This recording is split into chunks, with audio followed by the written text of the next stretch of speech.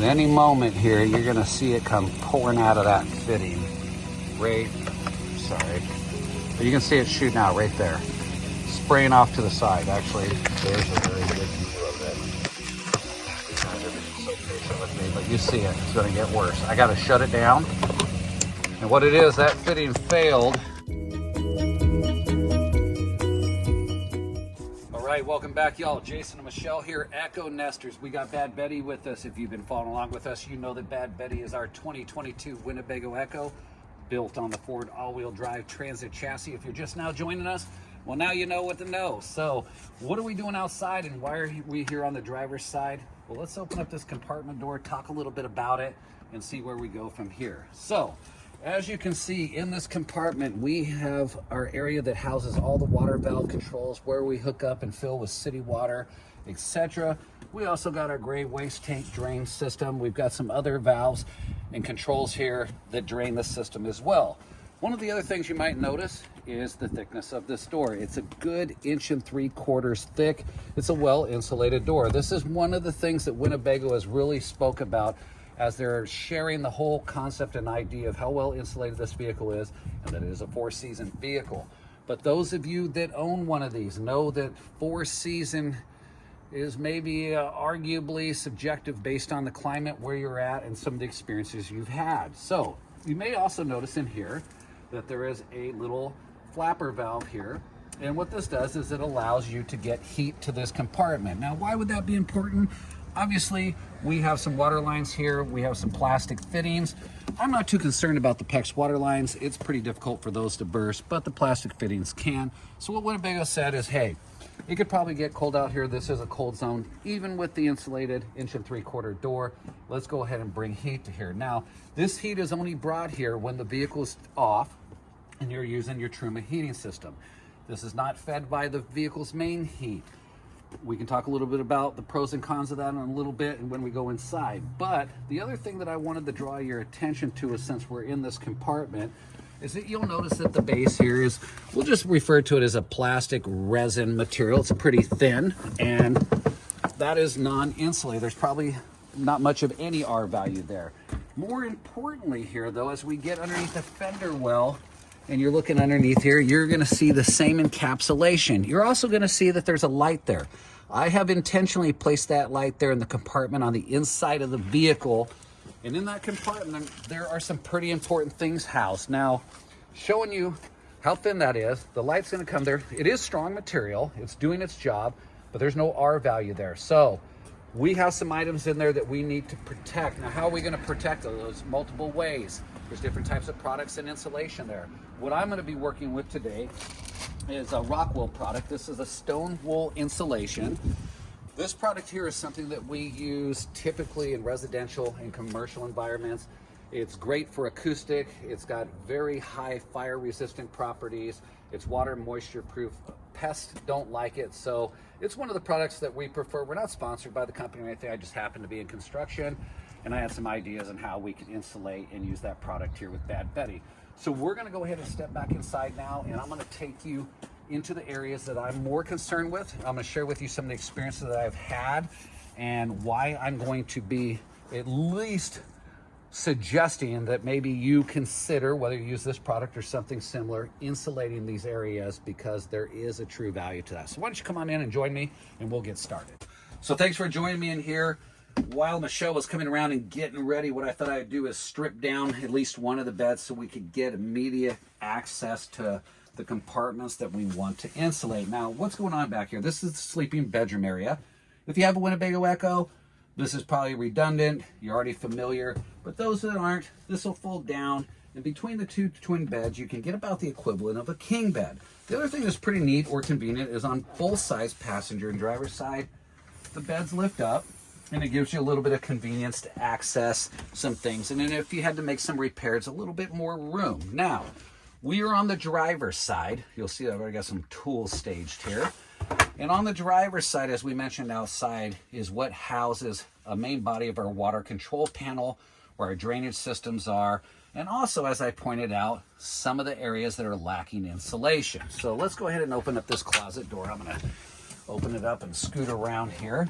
I've already taken a few moments to open up this compartment right here. Again, driver's side.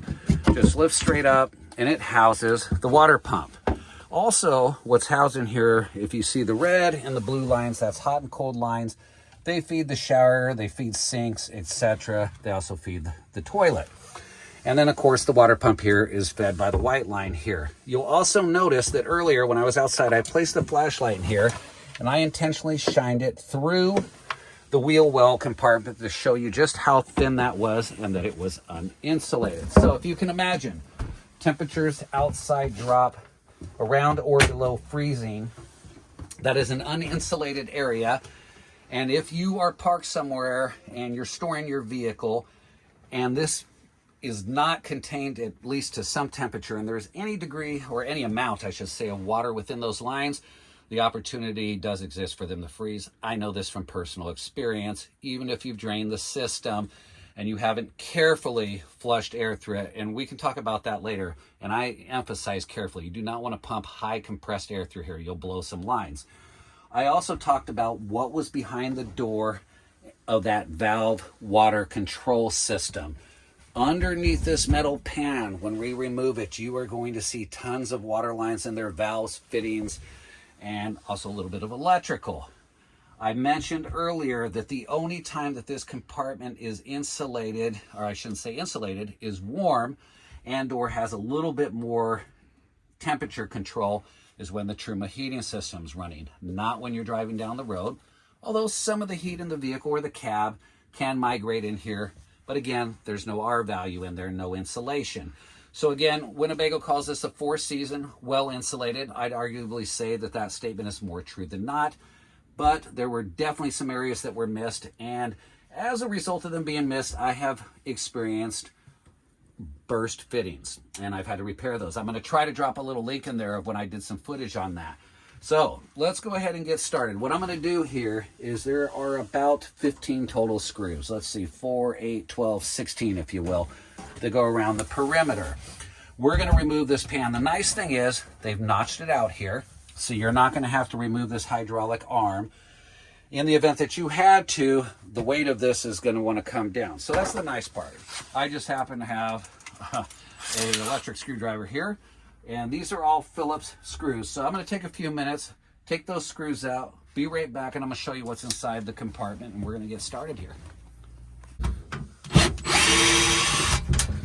You know, before I go any further, I want to tell y'all that if you want to use a power drive to remove these, that's great. When you go to reinstall them, you'll want to make sure it's either on low or do it manually.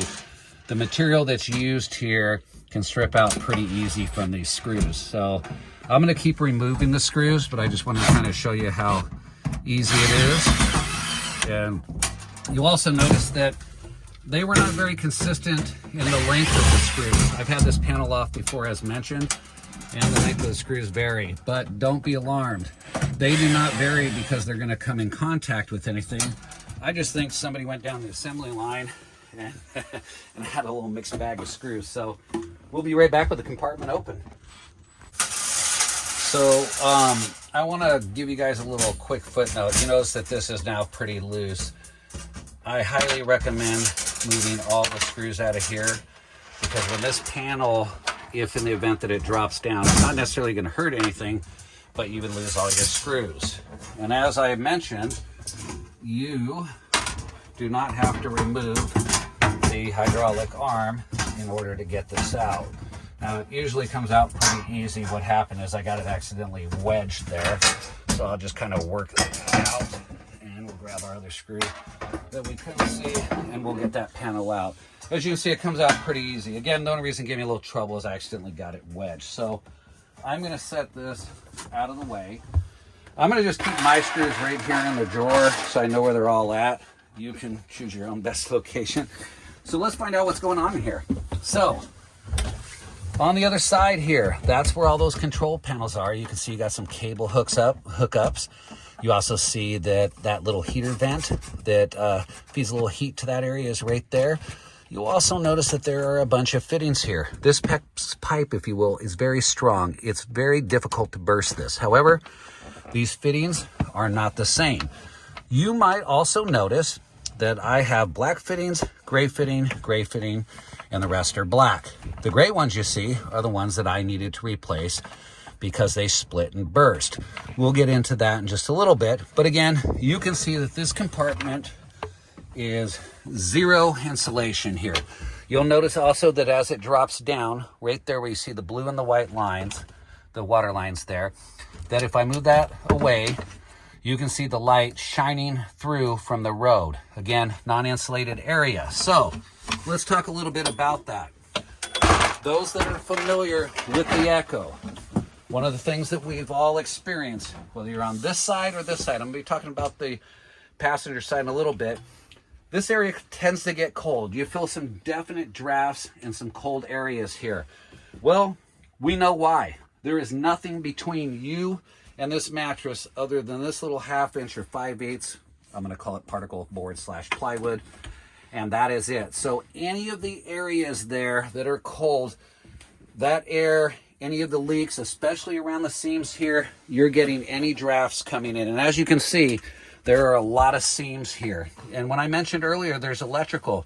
There's our electrical. That could be a problem if a pipe bursts. So what I'm going to be doing is taking some of the Rockwool, but the stone wool insulation, and because it's so easy to work with, I'm just going to break it up into areas and put it in as I need. There is no science to that. Just as long as you get it into the compartments the best you can, you will have at least created some R value. Now, the thing that you might be asking is, why would I not want to use a rigid insulation? I can show you what a piece of that is. If I was going to try to use rigid insulation in here, let's talk about where it would work well. It'd probably work well right down in here. But in these areas, it'd be difficult to cut and feed that around. Now, you could say, well, I could just cut a piece and put it between here and here. Yes, but again, we really want to protect these water lines the best we can and these fittings from the cold. So I'm going to go get some of my product and show you how easy it is to use, and I'll be right back, and then we'll move to this side. Sharing with you earlier some of the reasons that I was going to use the Rockwool Comfort Bed insulation. One is I've got access to plenty of it from some of my jobs. It's also available pretty much throughout the United States, maybe other parts of the world as well, but I talked a little bit about its fire resistant values, water repellent, and it's pretty easy to fit.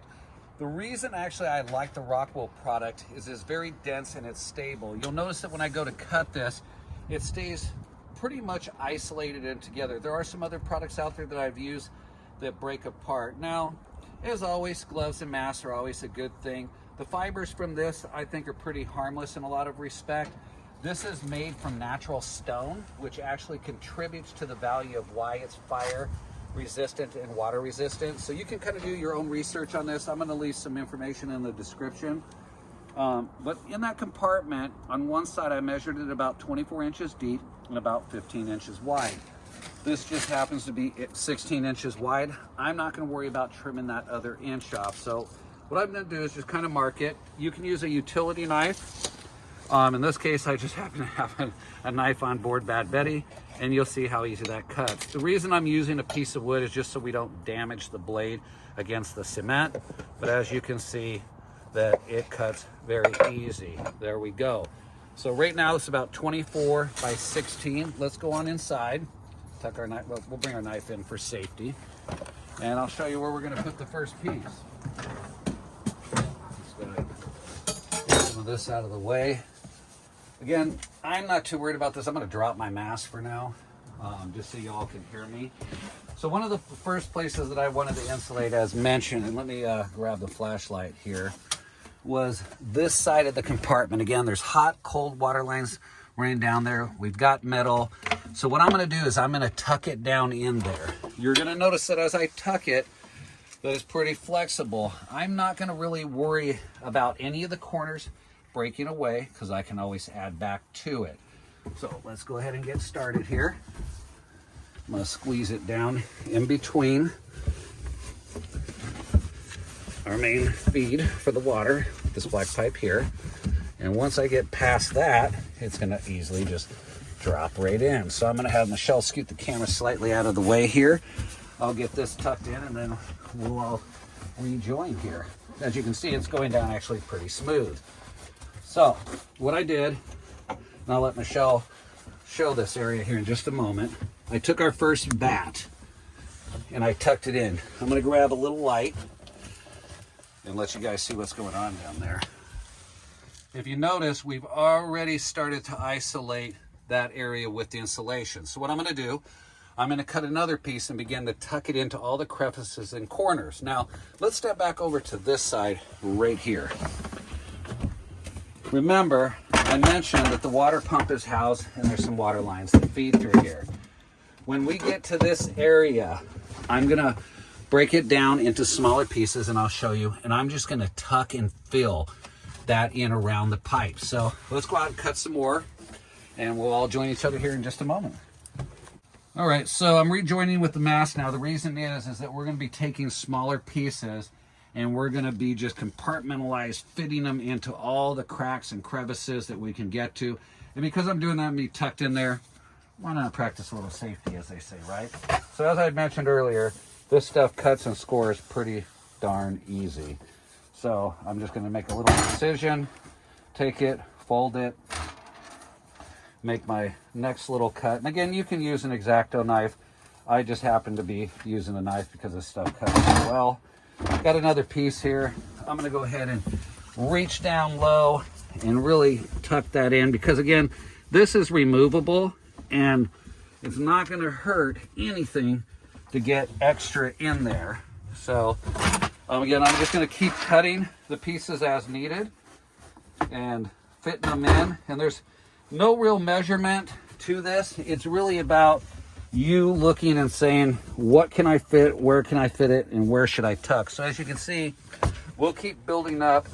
The one thing that I am gonna do, I'll have Michelle drift back here with the camera for a moment, as at the very end, I'm gonna just go ahead and lay one uniform piece here. Now, some folks might attempt to take a rigid style, and I'll show you what that is at the end of the video, and they could cut a template to this and just go ahead and adhere it with some sort of glue or adhesive and have it on the bottom. However, you're gonna have to pay close attention to notching out for this pipe. I think it's gonna be a lot easier myself to use the Roxul. And again, if I ever need to get in here and do any maintenance, I just extract the product. I can reuse it. If I choose not to reuse it, I can pick up some more. Oh, while we're talking about the product real quick, you might be looking at that big bag and saying, what am I gonna do with all the extra? If you happen to have a home, you're living in a home, this stuff will work anywhere. You got a crawl space, an attic, some walls that you haven't insulated before, just use the extra there, or donate it to one of the building centers that helps the community out, or maybe some of your neighbors can use it. So you really aren't over purchasing. There's places that this product can be used. So I'm gonna get finished up here. We'll be right back with you. So I thought I would bring you guys over just to kind of show you something. As you're tucking and insulating around here, one of the things that's pretty nice is that you can just separate this material, split it in half pretty easy. So if you need to thin it out to tuck into areas because maybe it's too thick, don't be afraid to cross-section it. You actually would just rip it with your hands just like that.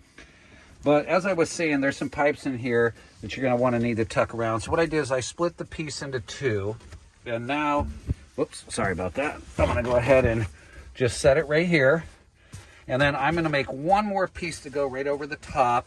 And what's gonna be nice now is between our metal tray that covers this section and the bed and everything else, we are now going to have a little bit more of a controlled zone, if you will, for insulation needs, which means that Michelle is probably gonna stay a lot cozier over here.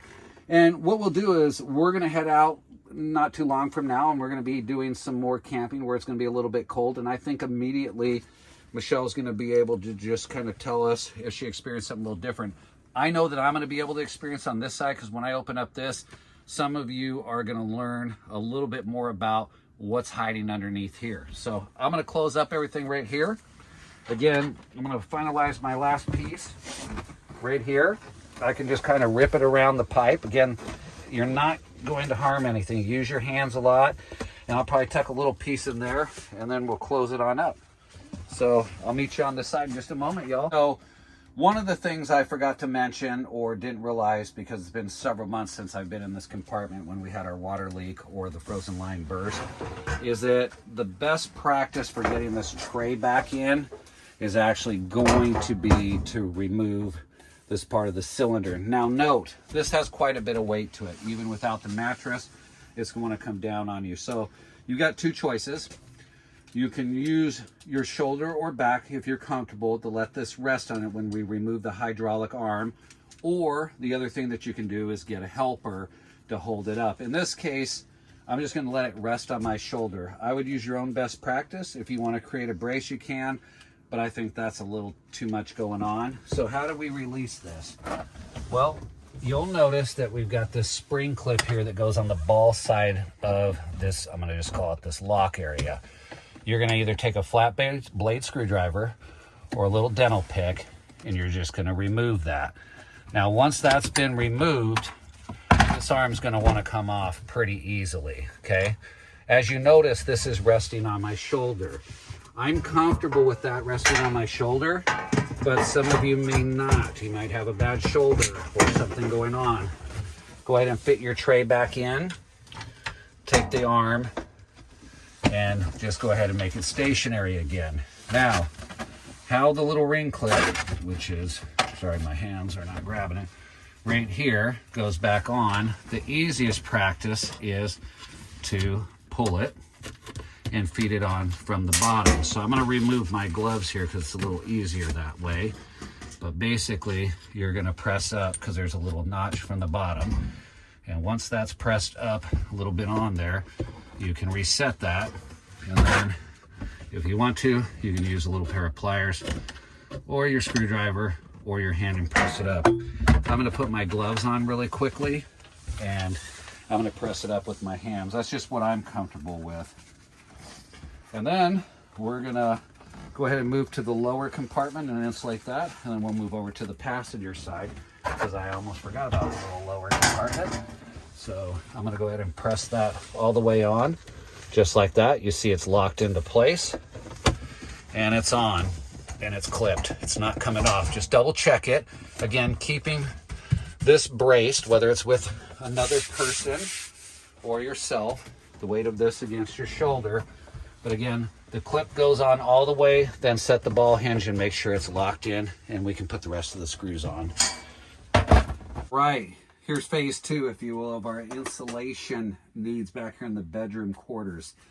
We are now on the passenger side. And the same thing applies. Now, you can always remove your mattress if that's easier for you and takes a little bit more of the weight off of when you need to lift this. But you'll notice here we have, I dropped down, a little closet area here. We've got another tray. You'll notice that this tray is smaller and that you have another little, I'm going to call it hidden compartment back here for some items that might be seasonal. Maybe you're going to store your winter hats, etc. in there. So we're going to do the same thing. Oh, as you can see, I already got one screw that's loose, if you will. And we're going to go ahead and remove the equivalent of about 12 screws around the perimeter. So I'm going to get started with that. Again, it's a Phillips tip right here. And you're just going to go around and just remove everything that you see. And make sure we're in reverse. There we go. Because I don't have my glasses on. And again, you want to pull all the screws out of the pan because that pan's going to naturally want to drop down. So I'm going to start pulling those screws and we'll be right back. Okay, so we've removed all the screws. I wanted to address something I'm going to show you guys a little bit later. Let's say that you accidentally drop one of these screws, or when you pull out the pan, as you can see, this one comes out pretty easy and we're going to be able to reinstall it with pretty much ease.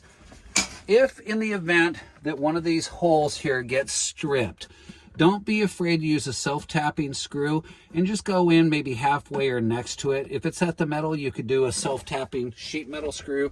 I can kind of show you what those look like. But again, if something strips out or you lose a screw, I get pretty, I'm going to use the word anal retentive about that at times. I just got to remind myself that there are solutions for that. So let's talk about what we got going on here. I'm going to have Michelle go into here. And you're going to see that we've got our Truma AquaGo. This is the back side of it. We're going to go outside and just show you what the front side of it looks like so that you know exactly where we're at. So let's go on outside for a quick sec.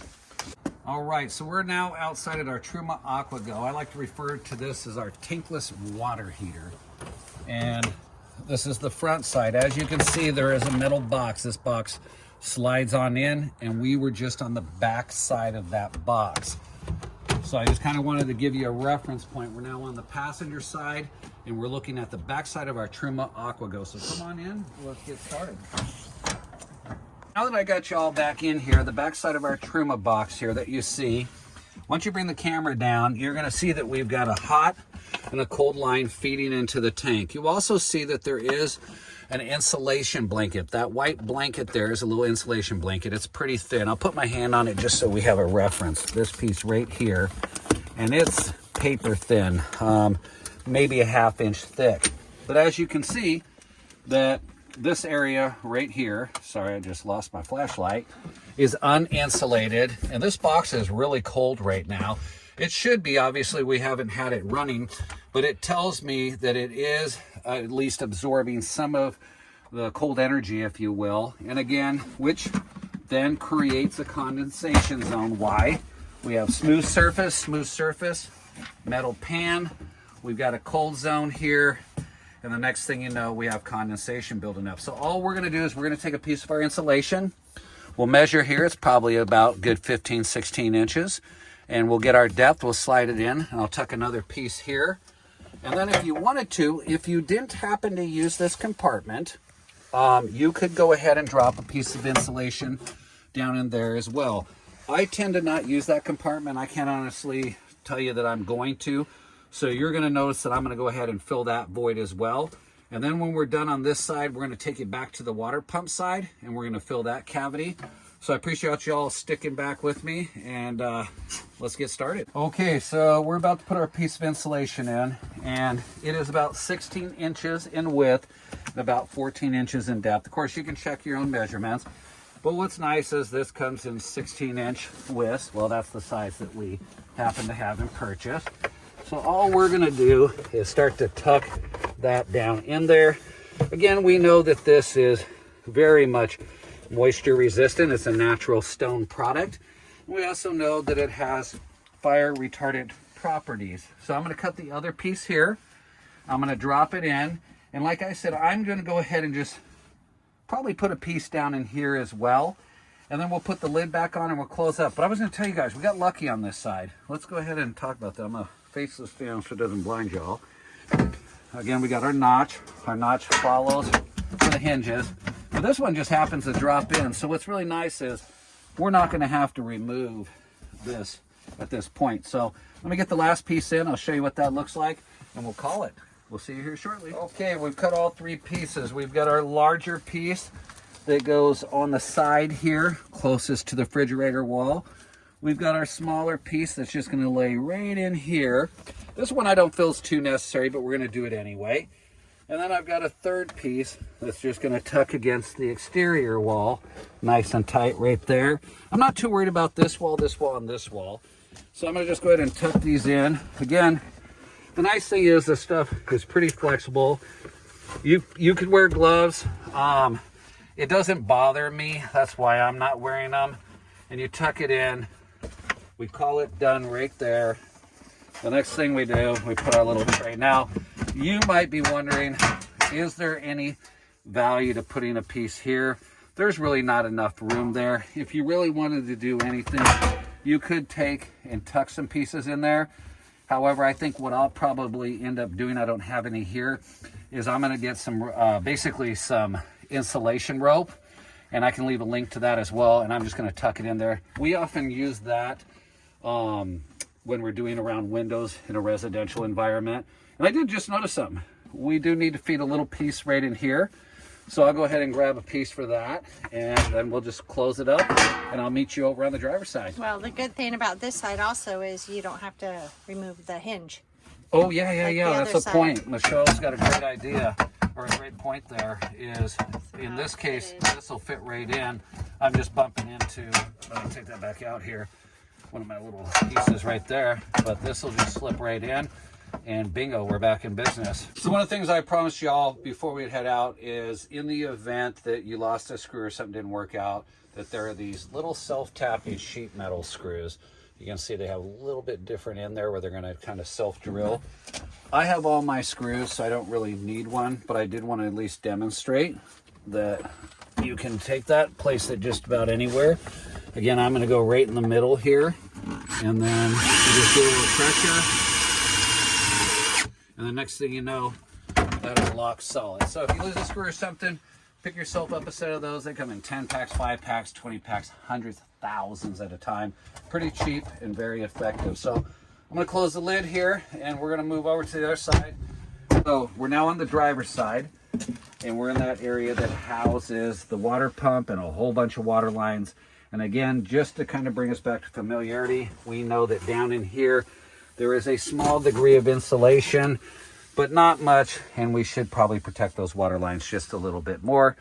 So we're going to take, again, some of our Rockwool, and we're just going to start to fit it back into these cavities here, which I'm going to kind of call the cold zones.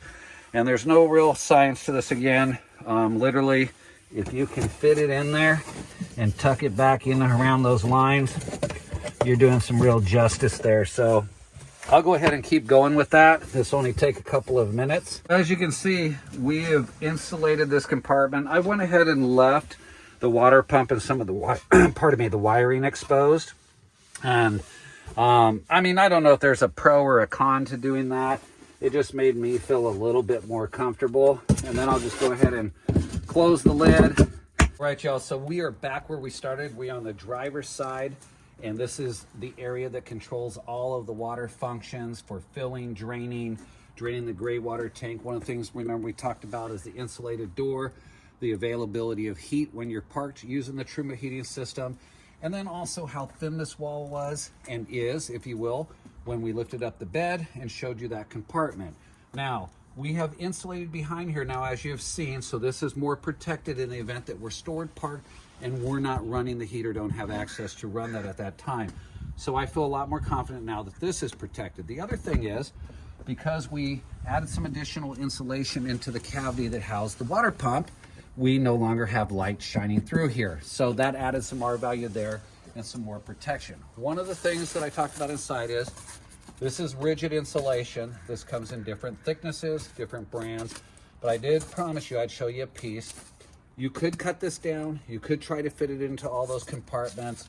I think that it would crumble. You'd have a mess, and you probably wouldn't get the same adequate insulation as using our Rockwool product, which is right here. And again, I love the product's fire resistant, water resistant. It fits easy. It's a natural stone product. And because it's a natural stone product, that's what gives it a lot of those properties. You can look up the information. I am going to leave it in the description. If you have any comments, suggestions, or you saw something that you think could be different, do feel free to share that. I like learning as well, and I think we're all in this together to improve our experience. So thanks for joining us. Please hit the subscribe button, the thumbs up. We enjoy the comments, and we look forward to hearing from you. Take care, and we'll see you soon.